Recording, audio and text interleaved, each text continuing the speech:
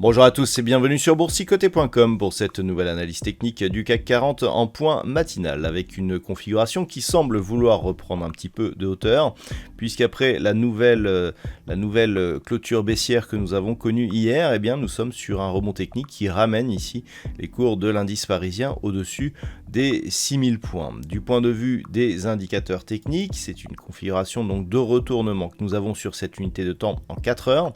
Les histogrammes du MACD qui ont une forte amplitude sont en train de se retourner alors que le RSI s'apprête ici à sortir de sa zone de survente. Il peut effectivement s'agir d'un mouvement de retournement majeur. Donc ce sera à surveiller au cours de la journée. Toujours est-il que tant que les cours restent ici sous la zone des 6100, c'est-à-dire sous le gap qui a été ouvert lundi matin, ce rebond sera essentiellement technique. Toutefois, si les cours continuent à remonter, on pourrait bien revenir tester ici la moyenne mobile 20 exponentielle. Alors, cette hausse, elle est essentiellement due à une réunion surprise de la Banque Centrale Européenne qui devrait donc s'adapter par rapport à une éventuelle hausse des taux américains plus forte que prévu.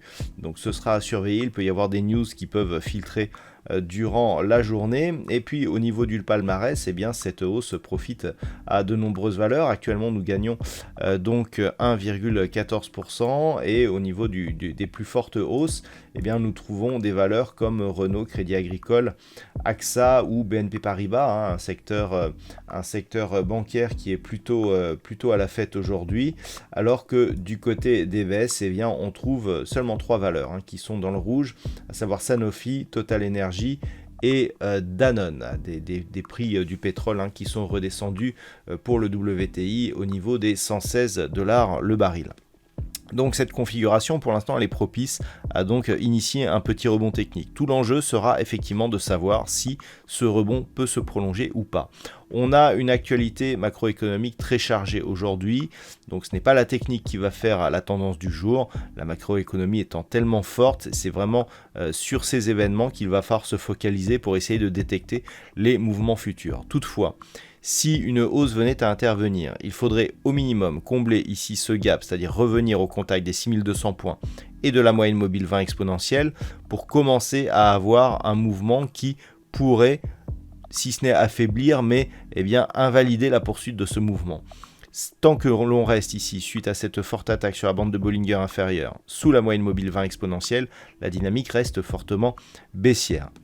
Ce n'est que sur rupture de ce niveau et du comblement du gap que l'on commencerait à affaiblir cette tendance. Et encore que, si on vient juste marquer un contact ici sur les 6200 points, c'est-à-dire que l'on comble le gap mais que l'on repart après, eh bien en fait on aura eu juste un rebond technique qui validera la continuité du mouvement.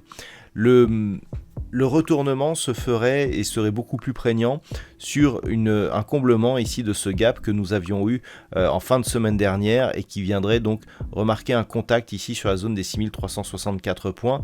On peut aussi remarquer que si les cours venaient à tester ici la zone des 6200 points comme résistance, eh bien c'était tout simplement un ancien support et changer ici et valider un ancien support comme résistance est aussi un signal de continuité baissière. Donc on observera éventuellement l'émergence ici d'un rebond technique. Si ce n'est pas le cas, et tant que les cours restent ici sous la zone des 6100 points, on est potentiellement dans une dynamique baissière forte qui pourrait reprendre avec comme objectif une poursuite en direction des 5890 points, puis 5796 et enfin 5720 points. Voilà donc ce que l'on peut dire sur cette configuration technique matinale. D'un point de vue macroéconomique, donc la journée sera assez chargée. Nous avons eu des chiffres de production industrielle en Chine qui se sont révélés meilleurs à ce qui était attendu. Dans la matinée, nous n'aurons pas de statistiques majeures du côté de l'Europe. Attention donc à cette réunion surprise de la BCE. Cet après-midi, du côté des États-Unis, à 14h30, nous aurons les ventes au détail principales qui seront diffusés. Nous aurons à 16h30 les stocks de pétrole brut. Une intervention de Christine Lagarde est prévue à 18h20. On ne sait pas encore ce qui va filtrer de cette déclaration, mais il pourrait éventuellement y avoir des news sur l'évolution des taux de la BCE à ce moment-là. Et puis à 20h, eh bien, c'est un petit peu le chiffre que tout le monde attend et qui cristallise les marchés. Communiqué du FOMC, projection économique, décision de la Fed sur ses taux d'intérêt et conférence de presse à 20h30. Donc c'est là que tout va se jouer.